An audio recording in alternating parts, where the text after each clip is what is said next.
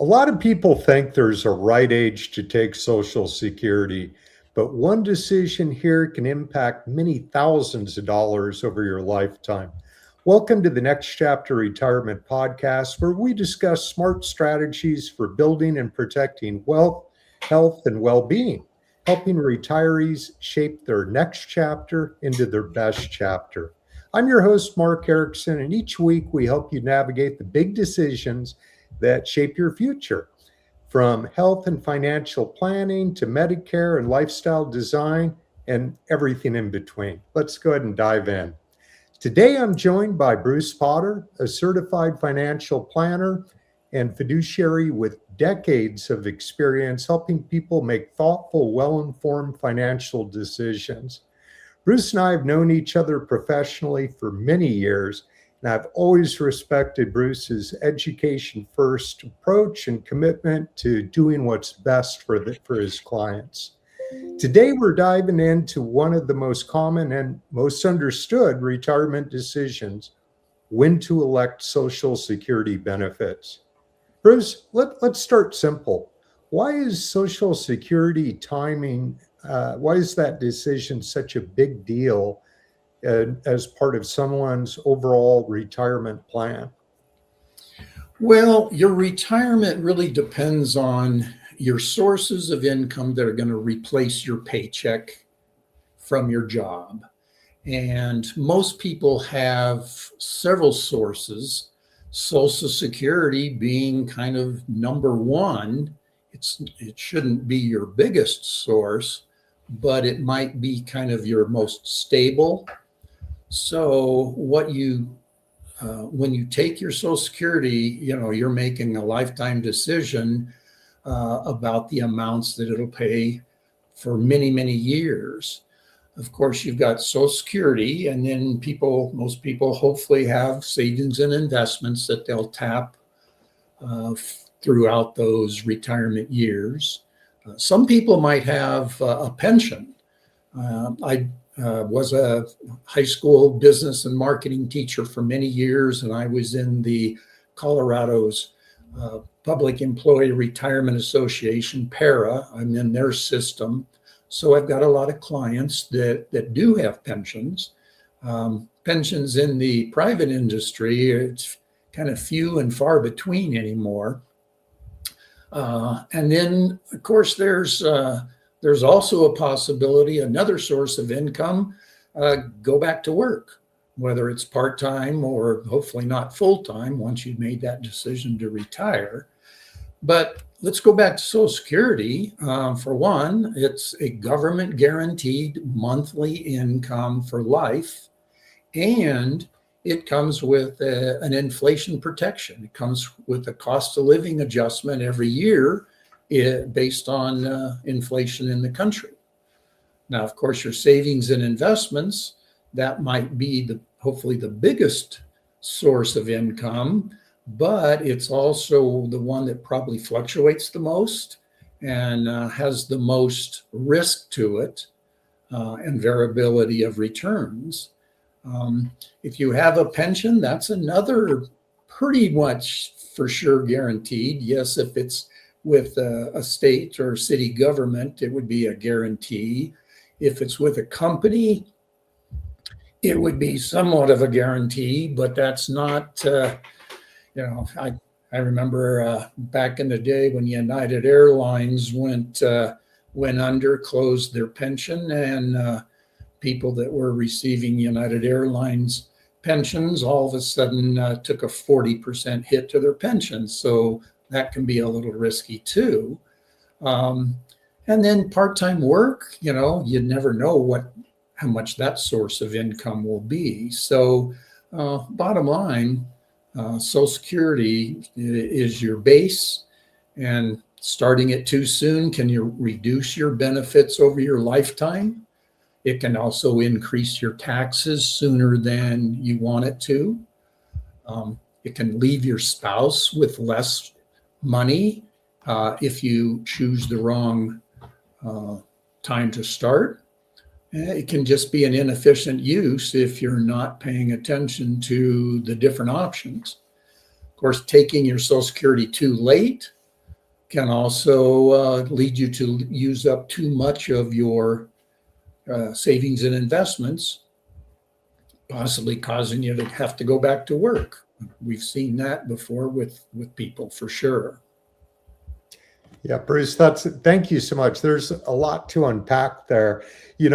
I'm approaching age 65 myself, and YouTube has done a great job targeting me. And it's interesting because I've seen all sorts of videos that come up in my YouTube feed, some saying to elect Social Security at the traditional age, which I used to always, I think the conventional wisdom used to be 67 was a kind of an ideal time.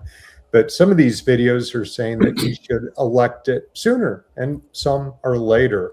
Sure. With all that conflicting advice out there, especially online, how should people think about this, and what might be missing from these blanket recommendations that people may see online? Sure. Well, first of all, don't get your financial advice from YouTube. That's my number one. Yeah. People need advice specific to their life, to not generic, for one thing. So your decision depends on your financial situation, your health, your sources of income, your lifestyle. Are you married or not? Other monies that may be coming to you in the future, when you want to spend money in retirement, so many other things. So make it custom to your situation. Don't try to get your information from just the generic information floating on the internet. So really, there is no magic age. There's no one size fits all. No, there really isn't. I think the Social Security guidelines and rules and regs is, over 2,000 pages of information of all kinds of scenarios, all kinds of when you take it, when you don't. And so it really needs to be customized for sure. So, Bruce, can you walk us through some of the basic trade-offs when talking about electing Social Security benefits early versus waiting, just Sure. kind of in plain English? Yeah. So Social Security figures a term called your FRA, and that is your full retirement age. And it's based on when you were born. So nowadays, everything is, if somebody is retiring this year, they're probably in the range of born in 1960 and after, and the full retirement age is 67. You can take it as early as 62, but it is permanently penalized, permanently reduced if you do that. The reduction, if you take it at 62 versus 67, is about a 30% hit to your benefit, and that would be a permanent reduction. So delaying taking your benefits past your full retirement age, then they give you what's called delayed retirement credits. And each year you delay beyond 67, it increases by 8% each year. So, 67 to 70, you could figure an extra 24% bigger benefit. So that 8% a year that you get from delaying, whether it's starting at 62 or starting at 67 or anywhere in between, each year it goes up 8%, gets to be an 8% bigger benefit. Boy, that's a very rare guaranteed 8% return. I like to tell my clients I can probably do that for them in their portfolios, but there's no guarantees there. But there is with delaying your Social Security. It will get 8% higher every year you delay it past 62.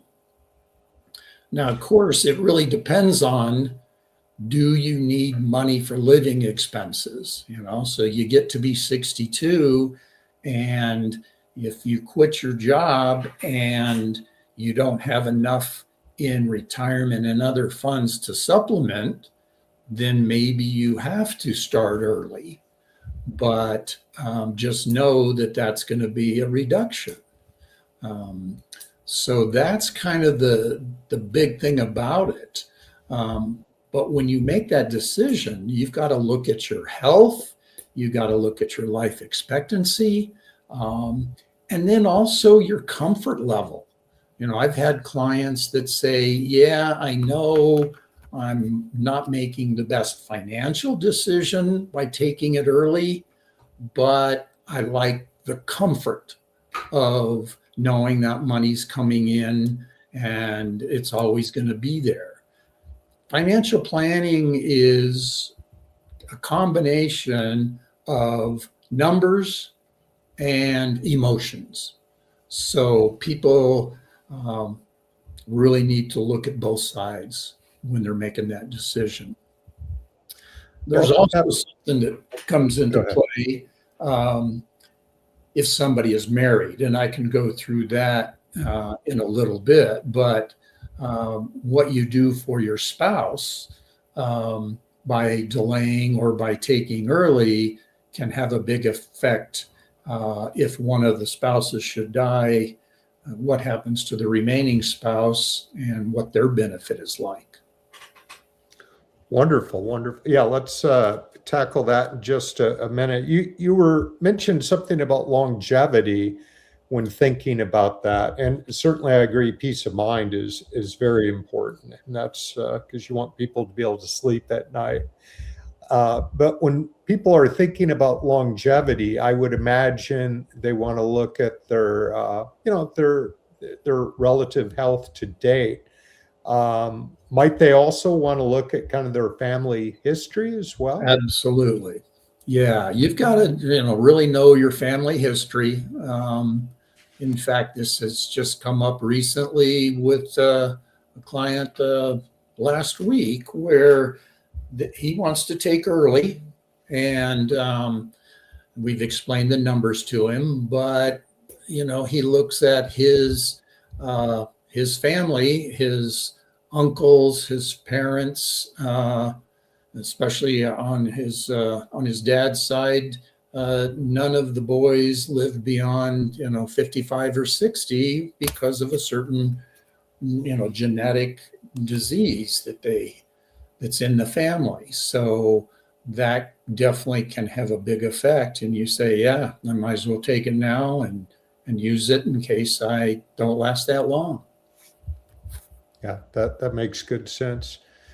Bruce, can you share an example? It could be real or hypothetical of someone who took benefits early versus someone who waited, and how that could play out over time. Yeah, let's take a look. What I could do is talk about the numbers. The average Social Security benefit being paid out now for somebody at full retirement age of 67 is about just a little over $2,000 a month, which is $24,000 a year. And taking that early drops that 24,000. If they take it at 62 instead of 67, they're taking just under 17,000. So you look at 17,000 a year versus a little over 24,000 a year. That's a big impact right there. Waiting till 70 to start it, that 24,000 becomes over 30,000. So right there, the numbers are pretty stark. Um, the real thing that we take a look at for sure is somebody that says, I want to delay, is all right. If you retire at 62, then you've got, a good 5 years that you want to dip into your investments to cover that missing income for 5 years. And some portfolios can handle that, some can't. I think a real key is that you have to design that portfolio for the amount of withdrawals. It may be taking more risk by putting more money in stocks or something like that. Ran into a client not long ago. We just started with them, and they took it early, and but their 401k from work was still invested in a very aggressive way that had been for many, many years. The typical person that has a 401k puts money in, doesn't think a lot about it and hope that it's going to turn out. Yeah, it builds over the years, but once they got to retirement, we had a dip in the market, and they realized, oh, maybe I was way too invested in stocks in my 401k. That portfolio should have been adjusted before that little downturn came. But it's tough. You've got to look at it and say, what do I need? The people who take it early, they're kind of locked in, and they're going to have to use more of their retirement funds. I have had people over the years that said, yeah, I took it early, and at 65, instead of retiring at 65, they started a job at 65. So you've really got to think through it, plan it out. But the difference in numbers are very stark there, for sure.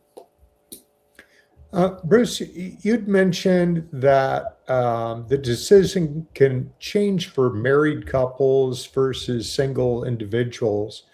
Do you want to jump into that now? Yeah, sure. So if you're single, then it's down to, it's pretty easy decision, I think. Take it early if you need it. If you've got investments to cover you, you could delay. There's not very many people that delay to 70 that are single. Usually they might wait till their full retirement age. But it's really about, the cash flow you need during that retirement. But married couples, there's two things that come into play. Two features of Social Security. There's one called a spousal benefit, and there's one called the survivor benefit. And so when you've got two couples that are eligible for Social Security, you've got to look at their ages. You've got to look at the amount of their benefits that they're going to be getting and do some real planning out on that one. A spousal benefit, say, for example, we have a couple who one spouse didn't work very much. They might have stayed at home, helped raise the kids, that type of thing, worked out of the house. They may be lower earning or non-working.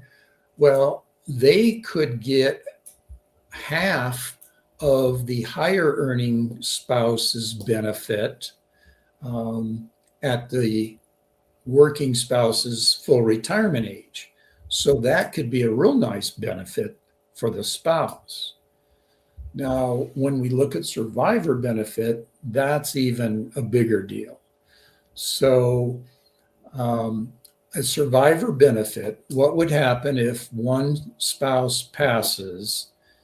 The remaining spouse would, if they had a lower benefit, their benefit would go up to be equal to the survivor, the survivor spouse's benefit. If you wait to start that benefit, it gets bigger so that the remaining spouse would have a much bigger benefit for the rest of their life.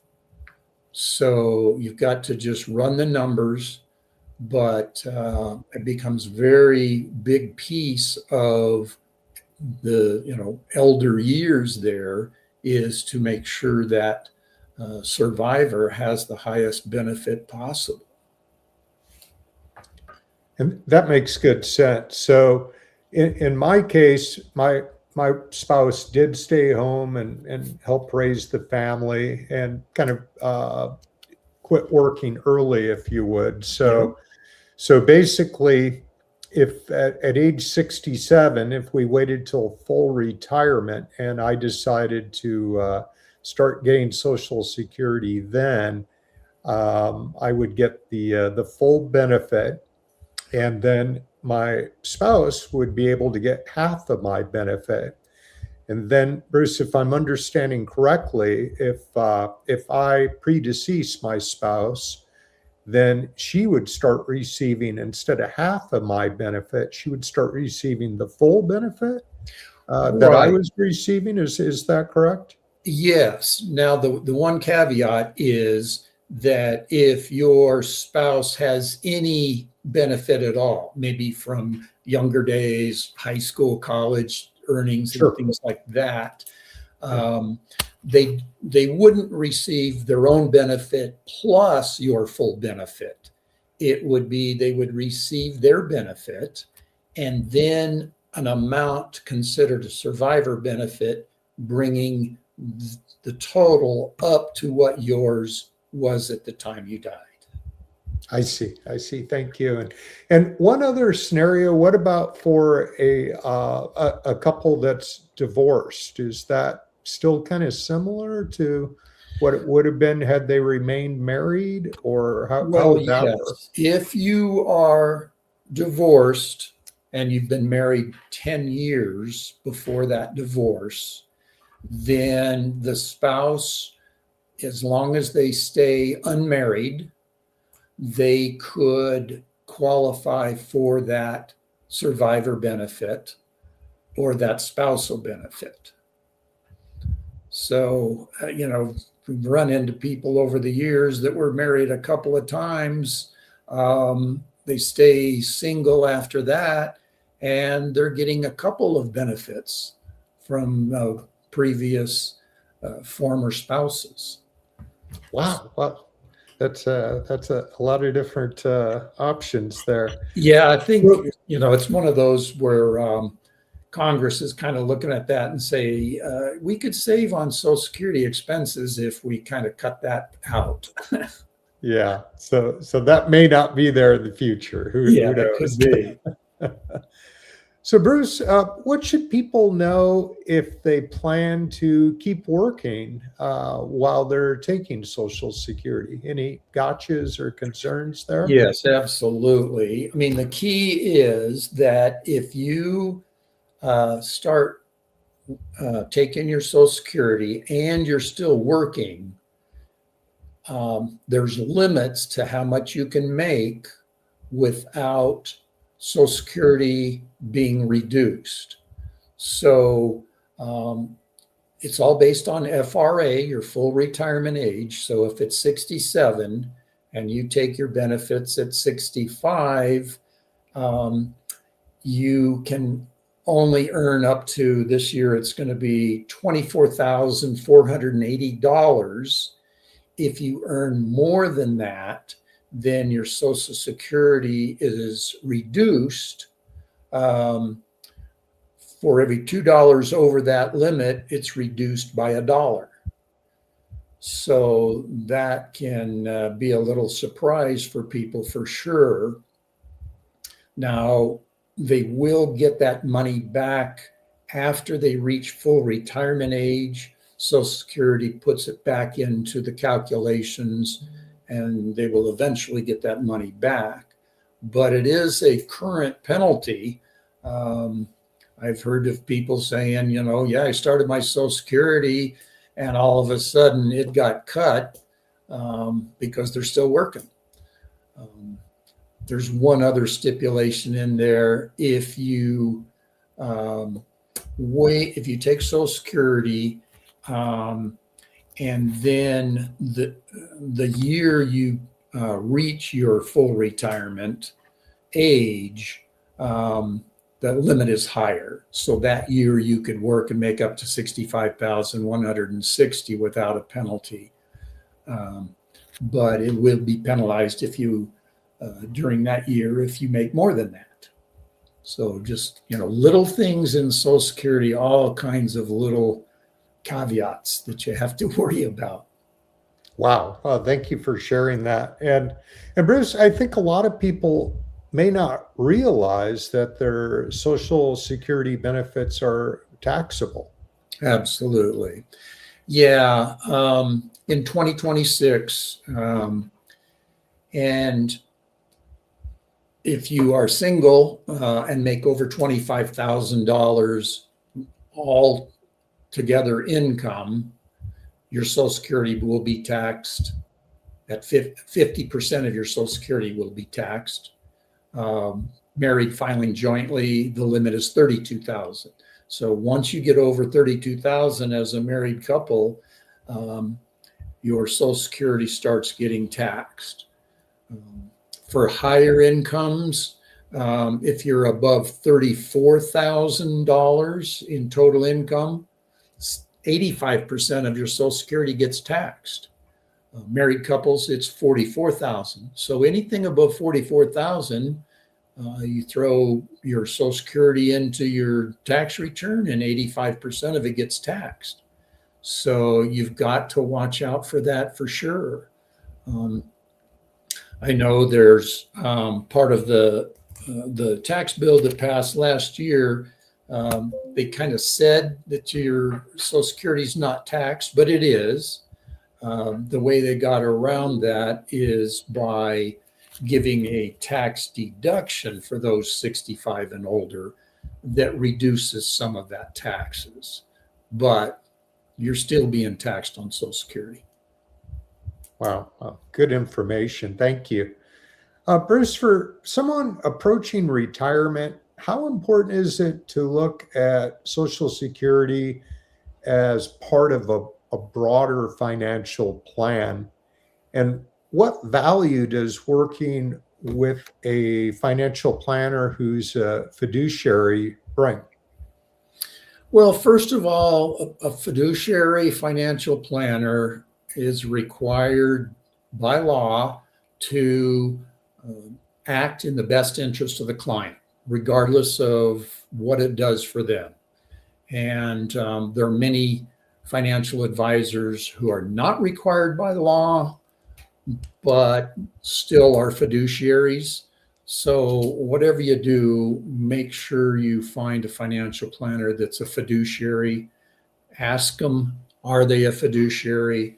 Have them explain how that works for them. And if they are a fiduciary, then they're going to be looking at a holistic financial plan for you. They're going to look at many different parts. They're going to look at Social Security, yes, but they're going to look at your lifestyle. They're going to look at family size. They're going to look at your goals. They're going to look at your taxes. They're going to look at your estate planning. They're going to look at your insurance, your monthly cash flow, your debt management. They're going to look at the big picture because changes in one area may change the other areas. So they've all got to look at things holistically, figure out what's the best time to start your Social Security based on all those factors we've talked about: health, family size, incomes, investments, other sources of income. But make sure they're a fiduciary. They're going to act in your best interest. Here's an example. When somebody comes to us and they say, okay, should I start Social Security early? Of course, we look at all the numbers and give our recommendations. But there may be financial planners out there that aren't fiduciaries, and they might look at it and they say, oh, yeah, you should take it early because they may be earning money off the investments and they want those investments to keep growing without being touched. And starting early might not be the best for that client. So those are the kind of things you've got to watch out for when you talk with a financial advisor. Yeah, so kind of the big difference is a fiduciary is looking out for the client's best interests. There's somebody who's not a fiduciary might be looking out a little bit more for their own best interests, what they Yes, get commissioned on or what have you, potentially. unfortunately, that's true in this industry. Yes. Yeah. So, Bruce, what are some of the big mistakes that you sometimes see people make when they're deciding on when to take Social Security? Yeah, not considering all the options. A lot of people just look at, okay, geez, here's my current situation. I need more money. I want to take it. But you've also got to look many, many years down the road. Um, health, usually people spend more money early in retirement, but that kind of slows down after a while. But then other things start costing more. The main example is health insurance, health care, possibly even long-term care. So big mistake thinking too much about today and not thinking enough about 10, 15, 20, 25, even 30 years later, what your cash flow is going to look like, what your expenses are going to look like. I know that's hard to project that far in the future, but you've got to just kind of go by kind of other people that are older than you are, and basically everybody's probably going to face higher health insurance, health care costs, and then depending on their lifestyle, their health conditions, etc. If you need the long-term care insurance, you want the biggest amount of money still around to help you pay for that. Right. And I know in my practice, when I talk with clients about Medicare, I always do encourage them to not just think about today, but to think about themselves 10 years older, 20 years older, et cetera. And I also remind them that the reality is in life that our health tends to not improve as we get older. So that's something Right. that certainly people need to be aware of. And anyways, Bruce, anything else you want to bring up before we wrap things up here? No, I think that's it. I mean, there's just, there's so much to look at. It's a very tough decision. Once that decision is made, you do have, like if you decide to take it early, the IRS gives you kind of a 1 year little cushion there. If you take it early and you decided you made a mistake, you can pay back to the IRS what your benefit has been and then delay starting again. But you only have 1 year to make that decision to stop it and restart later. But it is a really huge decision, and you've got to look at all your sources of income, what's going to happen to those sources down the road. Are they going to be there? What are they going to produce? That type of thing. So it really pays to run the numbers for sure. Yeah, and that's where the planning really comes in, to where somebody hopefully never makes that mistake and has to pay that back. Yes, for sure. And Bruce, this has been such a great conversation. Thank you again for joining us, Bruce Potter, and sharing your insights on Social Security and financial planning. And before we wrap up, Bruce, can you let our listeners know where they can find you and learn more about your company's services? Yes, absolutely. Yeah, I own one of the financial advisor teams that's part of Heirloom Wealth Management. We're located in Denver. Our offices are down in the tech center. I happen to have my office in Westminster. But if you go to on the web, go to heirloomwm.com, you'll see our website. On our website, under the About tab, is Meet Our Teams, and you'll see the Potter team in there. It's myself, my son, who happens to be a certified financial planner. He followed me into the business. So it's been a joy working with him. We've also hired another advisor, Luke, and so we're a team of three, but we have the Heirloom power behind us. A large firm lets us operate independently and customize for every client, but we also have the resources of a great big team. Fantastic. Thank you for that, Bruce. And to our listeners, thank you for tuning into the Next Chapter Retirement Podcast. And if you enjoyed today's episode, be sure to like and subscribe and share it with anyone who might be planning their next chapter. We'll be back soon with more conversations to make your next chapter in life your best chapter. And for help navigating Medicare, you can find helpful resources and connect with our team at nextchapterpod.com. Until next time, plan wisely and live fully. Thank you.